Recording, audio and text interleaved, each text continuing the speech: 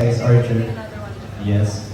So, katulad na sabi ni Ana, para kasing sa career namin, ang feeling kasi namin parang nagluluto parang may bagong flavor na andun din yung laro. At syempre, wala nang masasarap pa pag nandun ka sa set ng production nila Amor, nila Direk Easy. Andun yung stress, pero mararamdaman kasi nyo na ang kulit lang namin, tapos ang saya-saya, nagagawa namin yung trabaho na maayos. Kaya nga siguro ang ganda lang din ng title na para sa isa't isa. Dito parang halos everyday pwede kami mag-wish Kaya ako nga, ang wish ko, there will be more blessings para sa amin, Krish Room. Yes, sir. Diba? Hindi lang as Krish Room din, kundi kay Christian at sa akin din. At syempre para din sa lahat. Perfect. Maraming salamat, Jerome. Okay, at this point, tanong naman po sa mga hindi pa namin naririnig yung boses. What do you think makes Para sa Isa't Isa different from other Kilig series? Ano po ang difference nila sa ibang mga Kilig series out there? Parang sa akin, feeling ko, this teleserye will really go ng story and abangan nyo na lang po. Thank you. So, first of all, at least sa character ko, one thing that I think is unique is, for me, kasi usually my roles are mental social, mental, I guess, English level. But here naman, I'm challenged to be one of the boys and to be more laid back na character. So, I think overall, each character is someone that we can relate to more. I feel like the approach that we have sa fulfilling our roles is more natural. And I think overall, as a story, there are a lot of lessons that we can learn when it comes to having regrets sa buhay natin, or to go with it and to grow instead of regretting the past. So, yun po gusto ko sa story natin and the way that we approach it as actors. Thank you. Yes, go, Krisha. Hindi naman talaga boses ko. Hey! Hindi ko na nasabi na I'm feeling really blessed talaga kasi first TV series ko po to. So, grabe, it feels surreal to me kasi hindi ko naman, sa totoo lang, hindi ko naman pinangarap talaga. As in, parang hindi sumagi sa isip ko kasi hindi naman ako ganun ka-confident sa sarili ko na kaya ko maging leading lady. And now I'm here. So I feel blessed and happy. So to answer the question, ano yung difference niya sa mga ibang Kilig series is from direct. Kasi yung sa atin, sa iba, nag-start ending nila is happily ever after, sa wedding.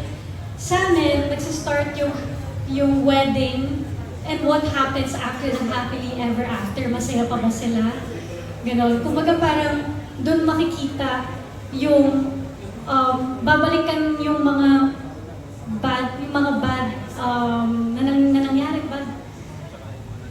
mga negative, mga in-between, ganyan. Hindi pinapakita kasi sa mga series, pinapakita lang lahat ng kilig, may konting conflict, but then dito, talaga ipapakita anong nangyari, bakit sila nag-end kaagad first episode pa lang. So yun po yung aabangan yung each episode.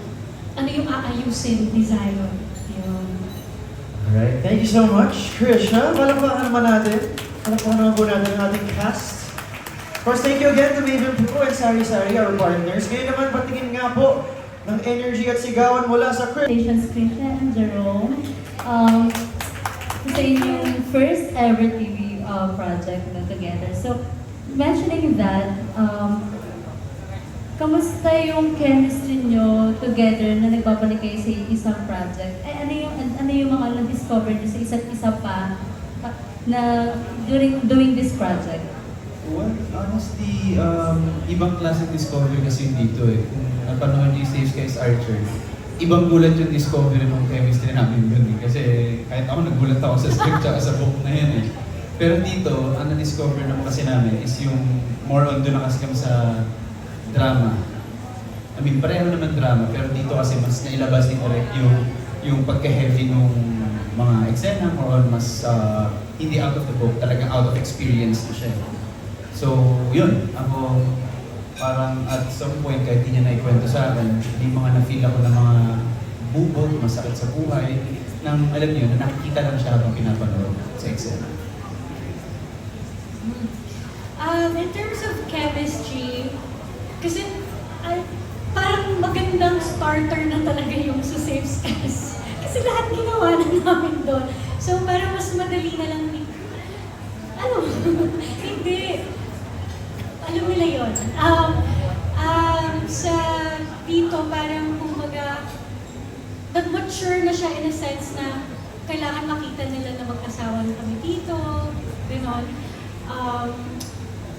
Mas madali actually yung chemistry namin now. Kasi yun nga, since bugbog na talaga kami sa first na ginawa namin project together. And then yung Discovery, so far, wala pa akong bago na discover sa kanya. Siguro sa mga next na taping days. Baka meron pa akong bagong ma-discover. Pero kasi he's still the same. He's still the same supportive na scene partner. Kapag gusto yung method ko, kailangan kasi kapag wala yung camera sa kanya, syempre hindi naman siya nakikita. So other actors, minsan sinasabi lang yung line. But I would tell them, can you please mag-acting ka pa din para I can react to you. He's okay, kahit ulitin niya lahat ng gagawin niya with emotions. And I appreciate him for that. You both did great sa Safe Space Art. Yung pinanood ko sobrang galing together. And yung chemistry talaga sobrang malakas din talaga. Kaya sobrang minahal siya ng fans. Going back doon, umiyak kayo doon, like, may mature roles kayo, scenes kayo sa Safe Space Art. Dito ba, mas intense ba yung mature scenes na together? Hindi lang mag-asawa kayo dito. Nakadepende po yung kay TV5, mahirap na, baka mamaya makat bigla yung show. Pero, well, may mga scenes din naman na syempre, kailangan din natin i-cater from the young ones, hanggang sa syempre, dun sa mga talagang pinaka-viewer namin. As much as possible, syempre, gusto namin, lalo na si Direk, with the script, tsaka the series itself, kailangan gitna na hindi natin maano yung mga rules and regulations when it comes to television. If I'm correct. So pagkakaalala ko dahil teleserye yun po. So mature scenes, definitely less of that for this. More of mature in a sense na yung mga mga conflicts namin in life is much more heavy. It's heavier talaga. Kasi pang buhos, gano'n. Thank you so much and congratulations. One question kay Charles. Yeah. Congratulations din, Charles, sa role mo dito sa Para sa Isa't Isa. Kilala ka ng audience